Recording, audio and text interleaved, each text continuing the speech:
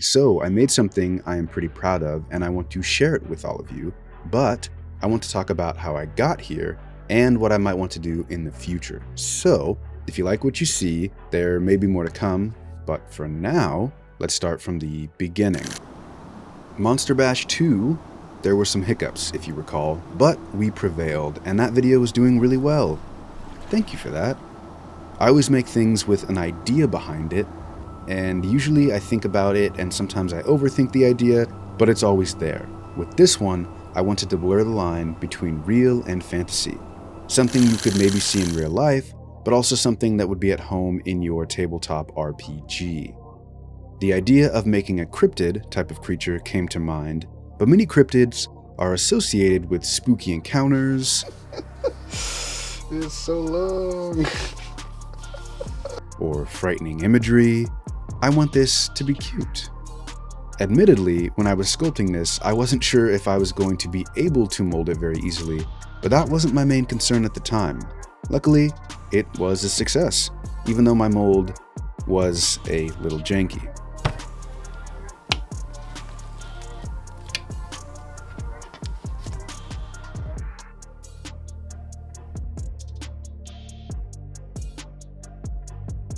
After successfully casting some of them, I spoke with a couple of friends to get some opinions on packaging. I wanted it to feel like a cute toy that you could buy from the store, but also I wanted it to feel like a collectible. Right.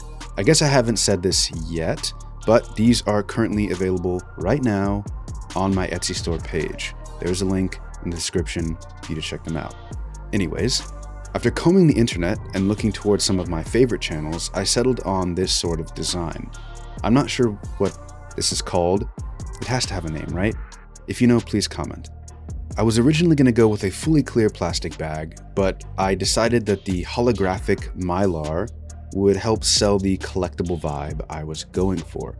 And the top clamshell part, well, I tried to think of something and design the art myself. That was a bust. While I'm a pretty capable artist, I know my limits. This is where an outside artist comes in.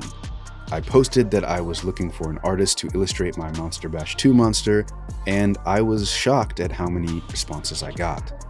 Damien was very eager to help me, and his art style was perfect for this task. I gave him some photos to work from, and he got right to work. Before I was even ready to make the top clampy bit, I had the art delivered to my email. Look at it. She's beautiful. Let's just give it a moment. Okay, so I took this and I made these, and it's at this point that we were really ready to go. So I began assembling and packaging, and it turns out this simple, repetitive process was an oddly satisfying one. These are exactly what I was hoping for. Unfortunately, hindsight is 2020, and I wasn't very kind to the mold. It didn't last for very many castings, and thus, my dream of this being a collectible figure kinda came true. YouTube is an interesting place, and some people have asked, but no, I don't do this full time. I do make art at a near constant clip, and a lot of it ends up on here, and most of it ends up on Instagram. For now though, I'm just making things I like and sharing it with you. This is sort of the next iteration of that though.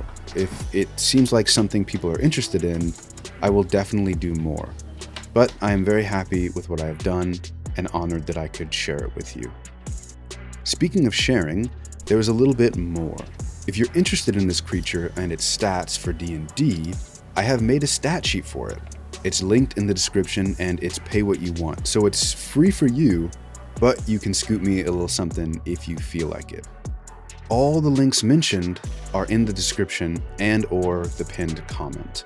I really appreciate all the support and the comments. Thank you for hyping me up and allowing me to be your hype man as well. Okay, that's probably enough talking for now. I'll leave you with this funky jam and me stapling a bunch of times in a row. Peace out.